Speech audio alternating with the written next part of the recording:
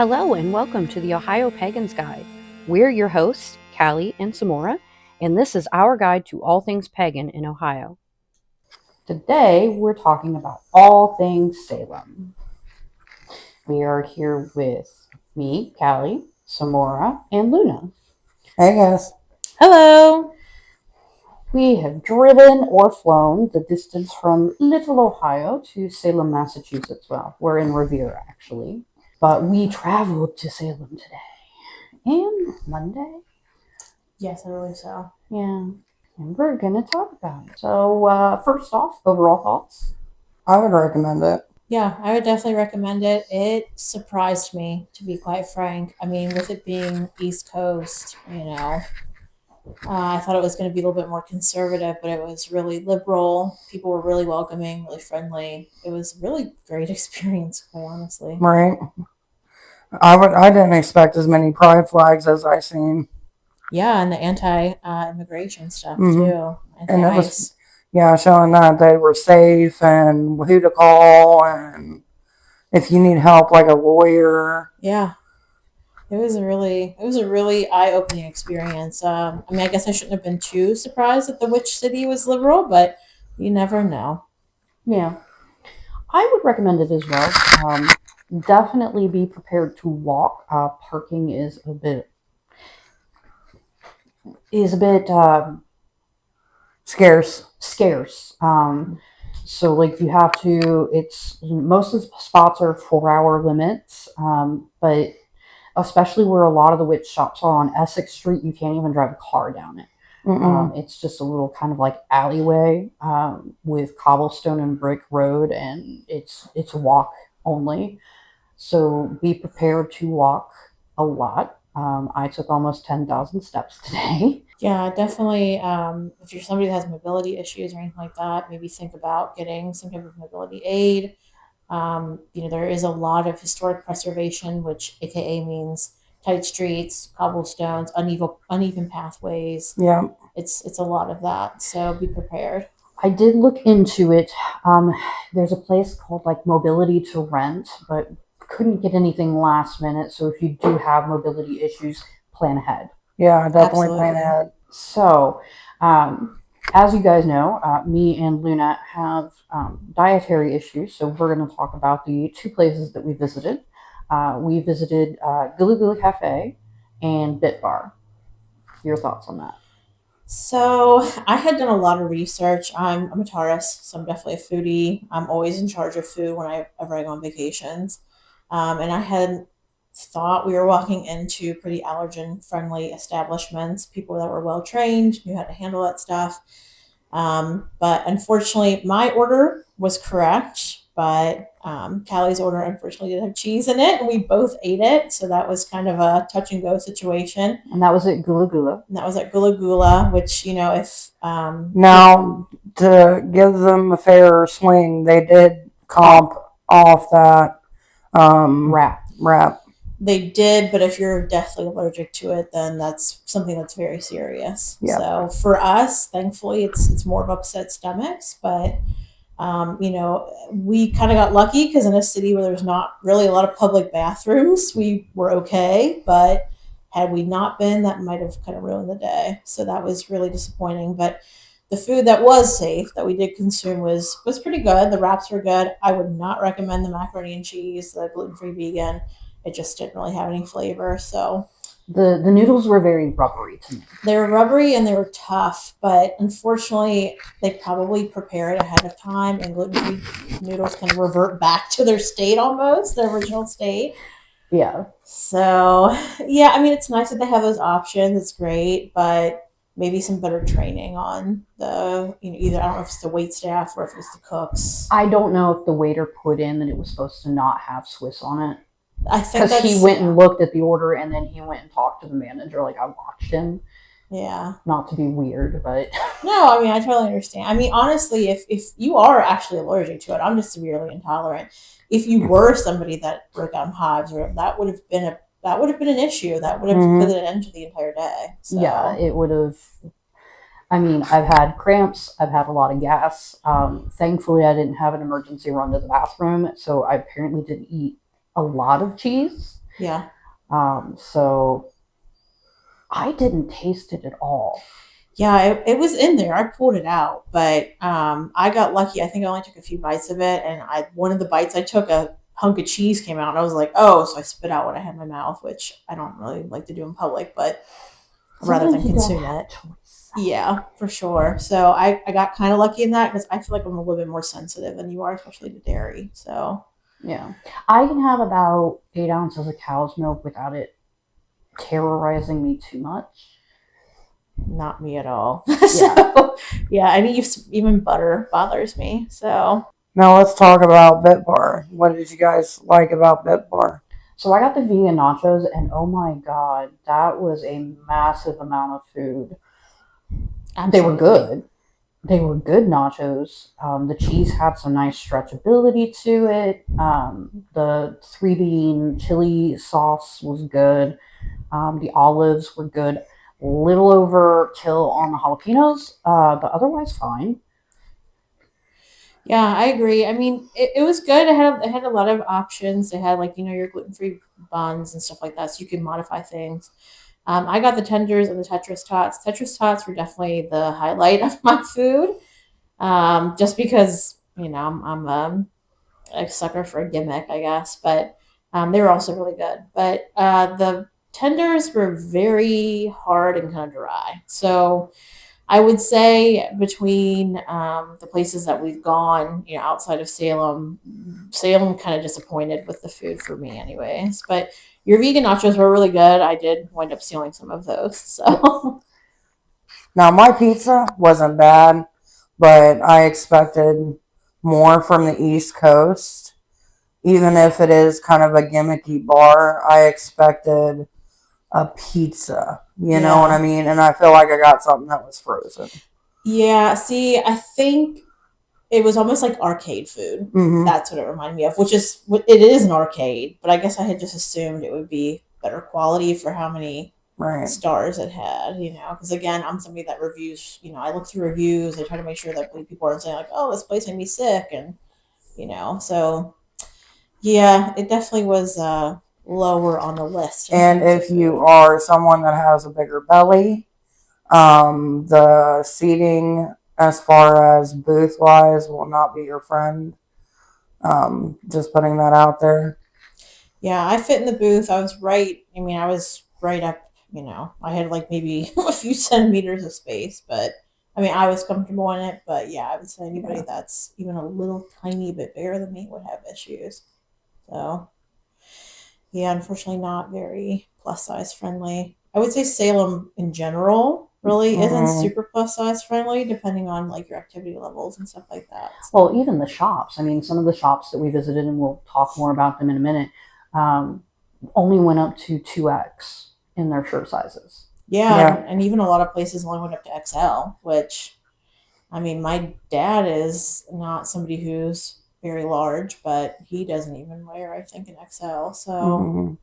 yeah. But I mean, we're contending again with the historic preservation of the city. Shops are small, streets are small.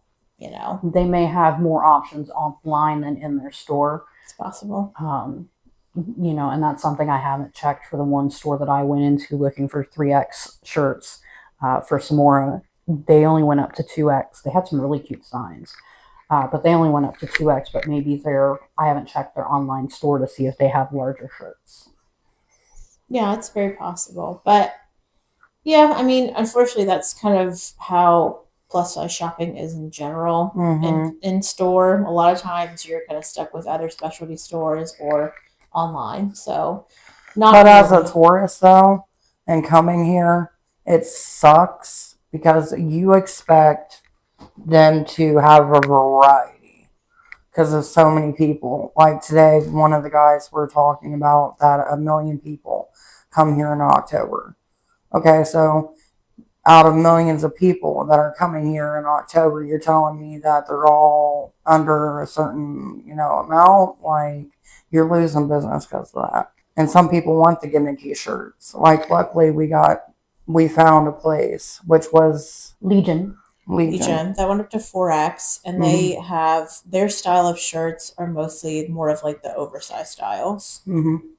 they had some really cute hand crocheted items that I really wanted to spend the money on, but couldn't convince myself. Like they had this really cute black handmade tote bag that had little dangly bits and everything else on it. But it was $80.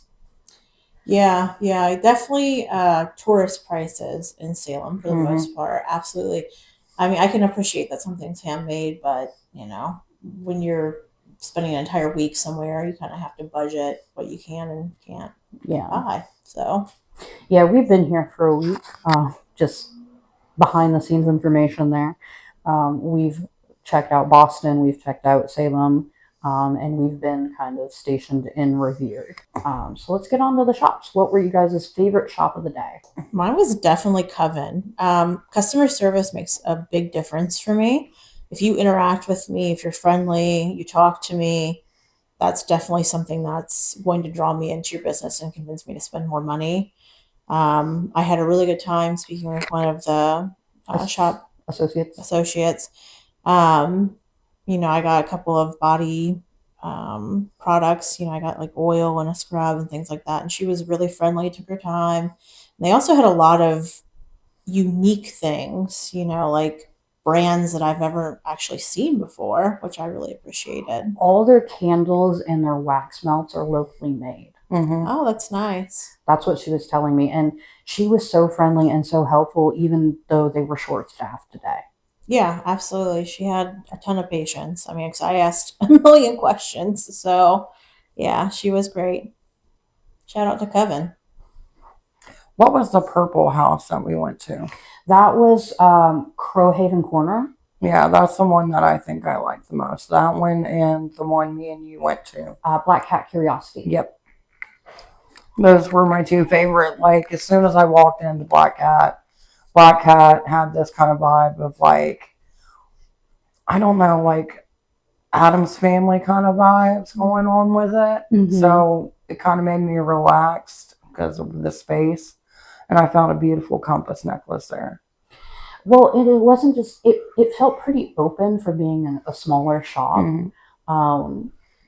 And I mean, they take great personal care in their items because I know somebody walked in with a drink and she's like, "Can I like have your drink here on this little stand?" I was like, "Oh, they don't want drinks in the shop," which makes sense. They have Right. a lot of oddities that might not do so well if they get wet.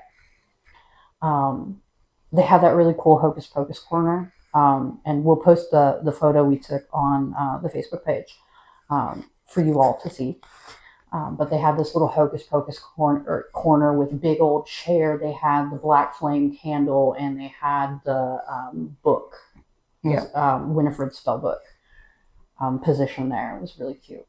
Oh, I'm so sad I missed that. I didn't see that Mhm. one. It was across the street from where she was sitting, across from the Oh, Supreme Yeah, like I was Center. listening to their music the whole way, and like I was like, I'll go in there. But if I go in there, because you guys had walked down X6, Mhm. and I was like, well, what if they come back and then they're like, where'd she go? Text you. So my favorite shop was Pentagram. I think they kind of had the best vibe. They were very tiny, but they do have like hand dipped incense that they make themselves, which is really nice and smells really good. But they had a bunch of different like pentagram style necklaces.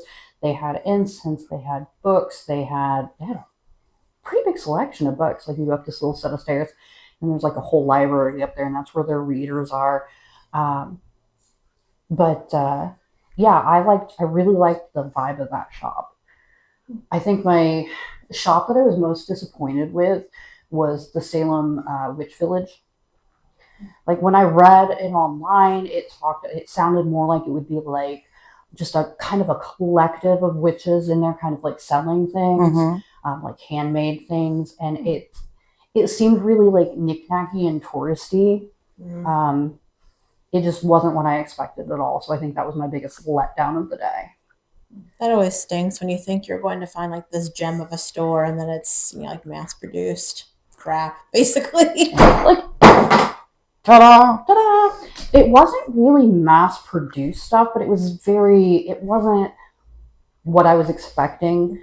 Like it was knick-knacky, like little earrings and things like that. Right. I did find a really cute kids book there though for my daughter. Well, that's always a score. Yeah. So what was your guys' biggest letdown?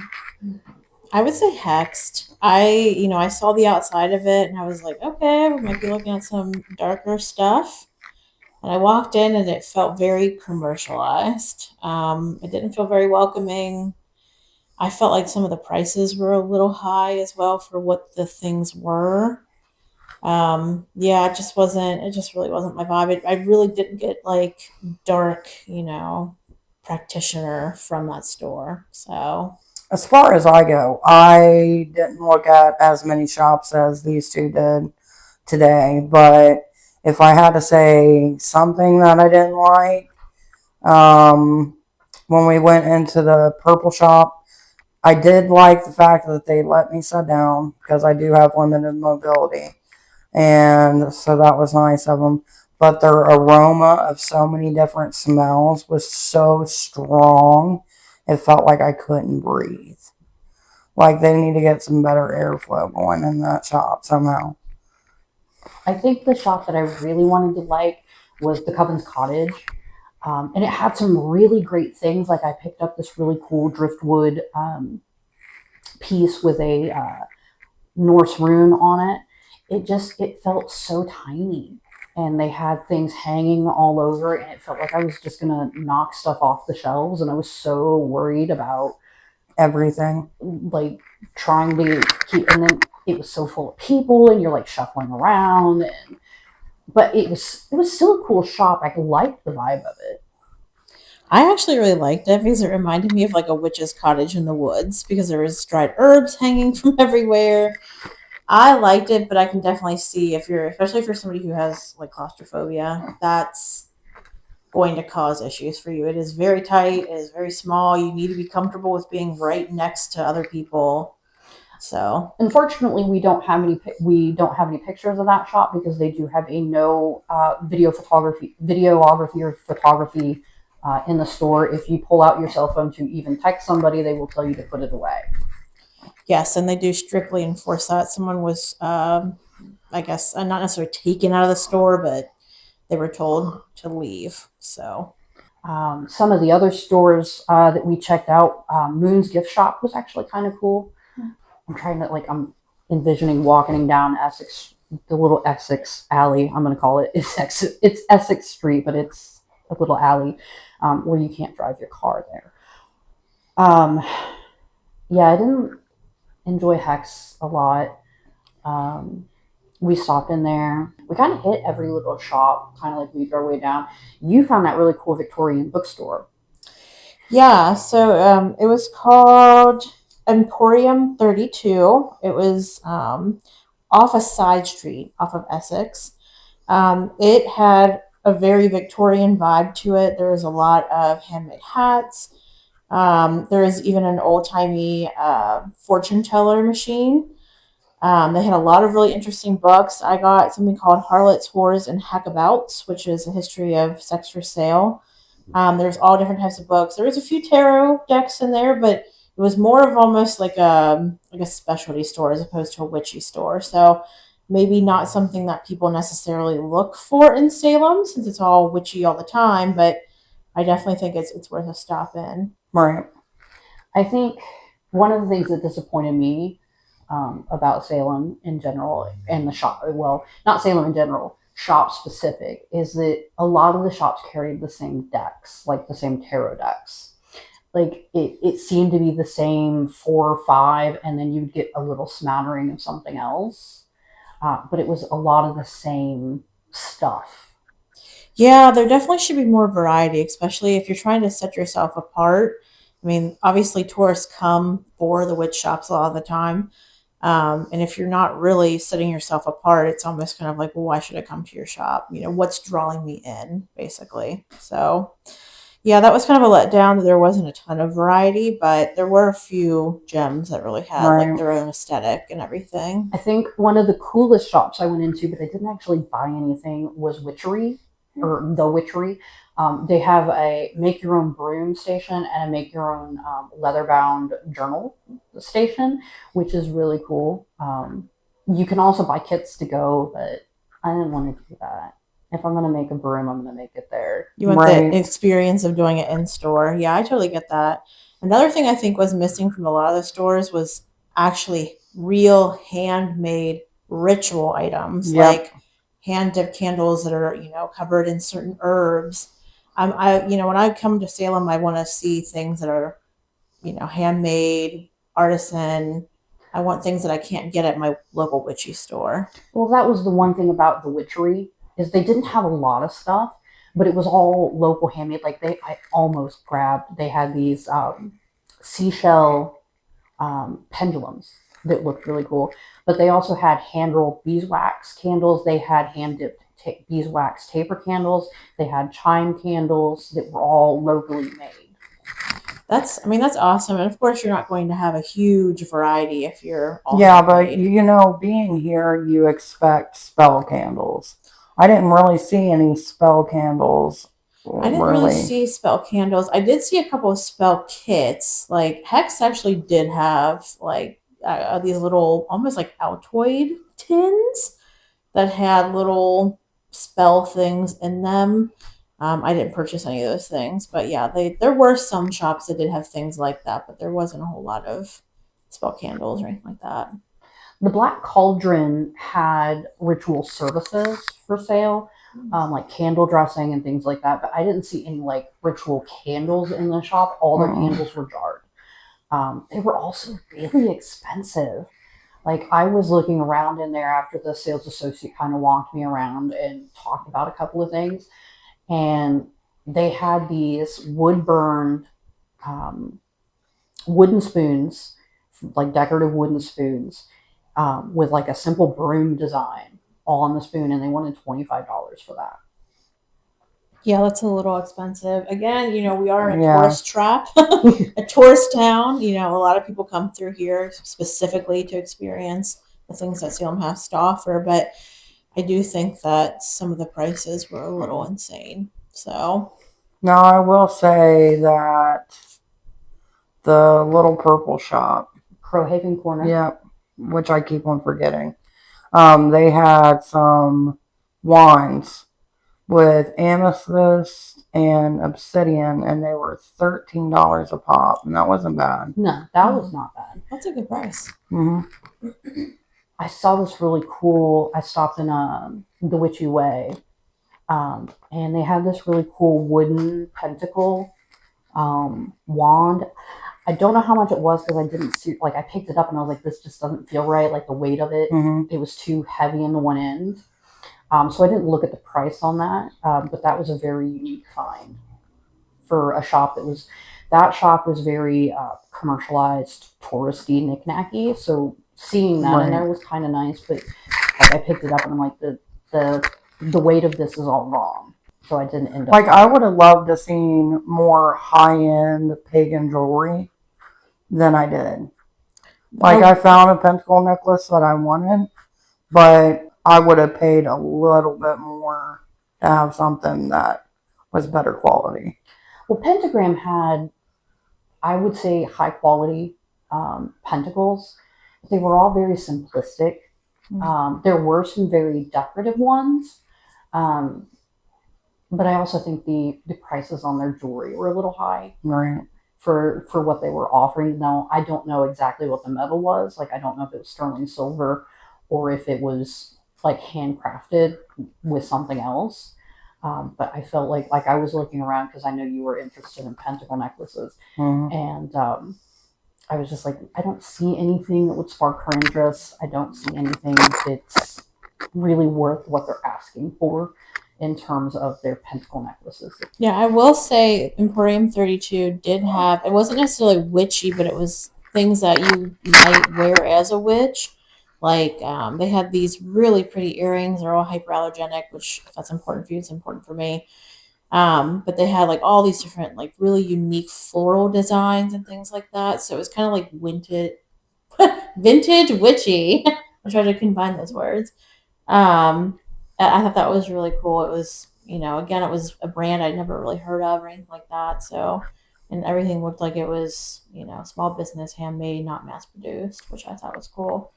So, Another place I did want to shout out as well, not a witch store at all, but forgive me if I pronounce this incorrectly, but I believe it's called Pamplemousse. Oh yeah, Pamplemousse. Pamplemousse. Okay. So that was the store that had all the wines and things like that. They do sell Massachusetts made mead there for people who, maybe want mead for offerings or for themselves. They had a pretty decent variety. And I thought it was cool that they carried local, made in state items as well. All right, let's talk about Monday. So, Food Monday, we did Dire Wolf Tavern. They had some really good options. I think they were pretty gluten free friendly. Um, I did a sushi roll, which was really tasty. Um, I don't know what you guys thought about it. I loved it. Like I had their burger, and it was like bacon jam something, but it was massive. And that's another thing. You come down here, you spend $20, you're getting your money's worth for $20. 9 times out of 10. Yeah. Yeah, I liked Dire Wolf. One of the things I really liked about that particular restaurant was I wanted an item that wasn't necessarily dairy free, but they made it dairy free for me, which I don't know, if anybody listening to this has allergies or intolerances, that's not something that's common. Normally they're like, no, it has it. Sorry, you can't have it. But they made it. They made it safe for me. It was fine. I was not sick. I didn't have any issues. Now, the one thing I will say is that they have a bathroom that's downstairs. So if you have mobility issues, this would not be a place for you to use the restroom. Yeah, it is down a full flight of stairs. So, Yeah. and that is the only bathroom. So, let's talk about our activities for Monday in Salem. You girls got to experience the ye old pepper company shop. Unfortunately, parking had me driving around in circles until they were done. I absolutely loved it. They had so much variety and so many. I don't know if they were handmade there or not, but they had candies and display shelves. And I ended up getting some taffy while I was there because I've been craving taffy. Yeah, I really loved it. I mean, I'm somebody that likes history, so the fact that it's America's oldest candy company or candy store was a big draw for me, just because I like to walk into living history. I did wind up getting something called Blackjacks, which is an original candy that they would have sold. It's actually from 1830 is when they started selling them. It's a molasses-based candy. I also got a few other things there. It was really nice to try candies that really don't exist anymore. It's really interesting to see, like, maybe what our ancestors might have enjoyed. Um, and they actually did have a jar of some of the original candies. It was, I believe it was about 200 years old, the candy jar was, and it had candies inside of it. So that was interesting to see. It was a cute colonial style building, which I appreciated. And yeah, I definitely would recommend that, especially if you're somebody who likes history and candy. Salem Witch Museum, what do you guys think about that one? I liked it. I liked the presentation. You got to sit down. Now, I will say the second part was a little bit small. I expected something bigger for, the witch trials have been known here. You know what I mean? I mean that second part, the whole room was like a history of witchcraft, and it felt very very small. And also their representation of present day witches. Yeah. Oh my god, it was hilarious. Yeah, it definitely was more of like a hippie type of person. Like 70s. Yeah, yeah. I appreciate them at least trying to represent modern witchcraft. I think a lot of times, paganism or witchcraft in general is kind of seen as a joke. So the fact that they do take it very seriously and do talk about it in a respectful manner was something I appreciated. I'm so used to it being scoffed at that, Right. they do take it seriously. So that is good. I really love the presentation. I have no idea why the reviews for that museum are so low, at least in the Google reviews. I mean, it was less than 4 stars. It was like 3 point something. No, I will say we did have a moment. Yes, there is a part for you fellow 12-year-old people with or 12-year-old mentality people. There is a part where they're depicting the I believe it's the accusers, right? The accusers writhing in The pain young on the bed. girls writhing in quote unquote pain, but it definitely sounds like a 70s porn. So if you can't handle stifling your laughter, that may not be for you. Because at one point you just looked at me and was like, "Are you hearing what I'm hearing? Like, is this for real?" And I'm just like, "Yeah, this is really happening right now." Yeah, it was. I'm glad the room was dark. I'll say that. Right. But I definitely think one of my favorite parts about it was just learning a lot of the history that you know you think that you know what happened and what actually happened was totally different. So yeah, it was very interesting, very informative. They had the mannequins and they weren't, they were pretty good quality mannequins. Yeah, I mean, I really appreciate it. I really, really loved the symbol in the middle of the floor, the red With the symbol. names of the people that were accused. Yes, I like that. I did as well. And there is definitely it was a little somber. I mean, it was really sad to think that some of the people that just died. They even after all the witch trials were over, they just were left to rot.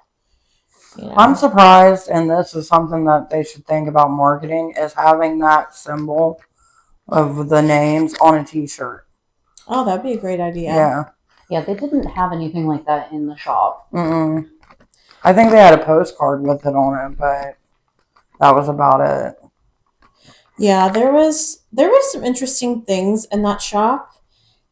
One thing I will say, this is a tiny bit off subject, but they did have sage there.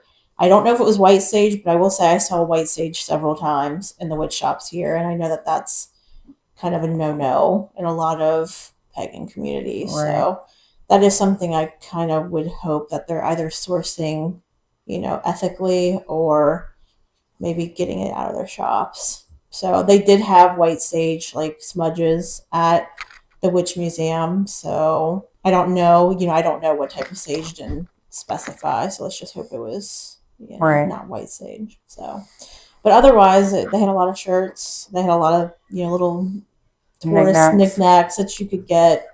So it was a nice shop, but yeah. The witch house. Now, I know some more didn't go in. Honestly, for the price that they were charging, it wasn't worth it. Yeah, because you guys were in and out like that. Like, honestly, it's not very big.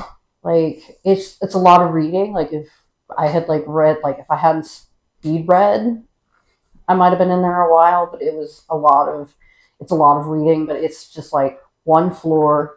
Then you go up the stairs, and it's like they have a big section of one of the rooms blocked off to preserve the floorboards. And so it's you look at it, but if you've done any colonial villages or anything like that, it's similar stuff. Yeah, and honestly, it's called the witch house, at least according to some of the placards that were in there. It's because they thought that that's where some of I think it was the witch trials. The witch trials took place, but it wasn't. It's used. The signage said that was where they would be accused. Yeah. So somebody would come in and accuse somebody of witchcraft, but the trials didn't actually happen there. Yeah, I mean, it was interesting. There was historic things in there. I really don't know how much of it was really theirs necessarily, but I mean, it was. Maybe if it was half the price that it was, I would have been a little bit more, satisfied when I left. But I will say, so for example, we went to Paul Revere's house in Boston, and the person who was stationed on the second floor, she was phenomenal. She talked about everything. She showed you what parts were original, what parts were changed. She explained why the furniture was there, what the furniture was used for, what was theirs, what wasn't. So what they updated, and there was nothing like that at the witch house. I think if they did have people stationed there, but they didn't really interact with us. I don't know if the person on the second floor of the Paul Revere house was supposed to do that, or if she just kind of was like, I'm bored. It's possible, but honestly, I mean, it seemed like it was something she does on a regular basis. It was really informative. She might get bored and just give that spiel. But because the guy at the gate said it was self-guided. It is, but I think like if you're going to work in those type of positions, that's the type of person that should be working there. Someone who has the passion to explain, because that's what we're paying for. We want to understand. I want to know: am I standing on original floorboards? Is this what their house would have looked like when they lived there? Is this what Paul Revere's house looked like, or is this style change that happened after he left? Things like that really bring history to life, and I felt like the Witch House kind of lacked that. Yeah, yeah. And for the record, the Paul Revere house was only $6. I think it was what, 19 for the Witch House. I believe so. Yeah. Let me hold on. Live googling because I want to make sure that I get that right. Oh, it was only $12. Okay. 19 was for the Salem Witch Museum. Okay. I mean, the 19 was worth it for the Witch Museum, in my opinion. Yeah. But the Witch House, I don't know. It was just lacking to me. It was lackluster. Like, I would have been more satisfied if it was the same price as the Paul Revere house. $6. Yeah. I appreciated that it was very affordable, and we just must have gotten lucky with that particular person that worked there. But yeah, I do think the Witch House kind of suffers from being more self-guided than anything. So Yeah. What else did we do Monday? Did we go home after that? I think we did. yeah, you did go into one witch store though. Oh, the Black Veil. It wasn't really a witch store. It was more like a curiosity shop. They had a lot of artwork. They had a lot of T-shirts. They did have a selection of witch books. I picked up a lot of witch brew books. I love making cocktails and mocktails, so I added 3 to my collection that day. Yeah, that was cool that they had a lot of different books. And then today you added a tipsy something. Oh, the Tipsy Tarot. Yep. Which is a drinking game, which we're gonna check out in June. Yay! So stay tuned. We'll tell you how it is. Yeah, I mean, definitely we didn't do as much on Monday, but it was more of the historic stuff. Yeah, we wanted to check out the historic stuff. A lot of the stuff that we wanted to do ended up being closed on Monday. Like, we wanted to go to the chocolate shop. Did you make it to the chocolate shop? Okay. I did make it to the chocolate shop. First rule, be ready to spend some money. I spent $45. I got a few different things. Basically, what they do is you choose the truffles and the pieces that you want. They put it on a plate, they ring it up, and then they box it for you and give it to you. So it's pretty like full service. The chocolate quality is phenomenal. It's really good. It's really I know smooth. what you let me try was phenomenal. Yeah, it's really smooth. And for the record, we are talking about the Kakawa Chocolate House. Yes, I believe, don't quote me, but I believe it is an Aztec-inspired chocolate shop. So I did actually get a piece of chocolate on it that had either an Aztec god or an Aztec symbol on it. But while it was a little bit pricey, if you're somebody who is somewhat of a chocolate snob like I am, it's definitely worth it. They're very friendly, very informative. The 2 people that were working at the shop that attended to me were actually both gluten and dairy free. That just happened to work out. They had the same dietary issues as me, so they guided me really well. And it sounds like they have different selections on different days. So what you get today might not be what's there tomorrow. So according to their website, their passion is authentic and historic drinking chocolates elixirs. Their historic drinking chocolate elixirs include traditional pre-Columbian, Mesoamerican, Mayan, and Aztec drinking chocolate elixirs. Yeah. And 1600s European drinking chocolate elixirs, colonial American, and colonial Mexican drinking chocolate. It definitely had more of a Mexican vibe, in my opinion. I did not get to try the chocolate drinks just because that I went to the shop soon after we had the whole debacle at Gula Gula, and I did not want to push my luck, especially when you're in Salem and there are not a lot of public bathrooms. So I'm hoping that eventually we make our way back here and we can kind of make our way there and maybe try it all together. Mm-hmm. Well, I think with that, do we got anything that we want to add before we sign off? I don't know. I was trying to think. I mean, there were so many shops I went into today, and they all just kind of blur together because a lot of them had similar things. Maybe some advice, maybe. Yeah. Be unique. More handcrafted items. That would be nice. From, tourists that are coming here. Um, and with that, I think we bid you all adieu. Please make sure to check out our other podcasts that we got. And make sure to check our Facebook page for all of our wonderful Salem trip photos. Yep. Thanks for listening to this episode of the Ohio Pagans Guide. If you have questions or would like to suggest a topic we should discuss, reach out to us via email at ohiopagansguide@gmail.com or on Facebook at the Ohio Pagans Guide.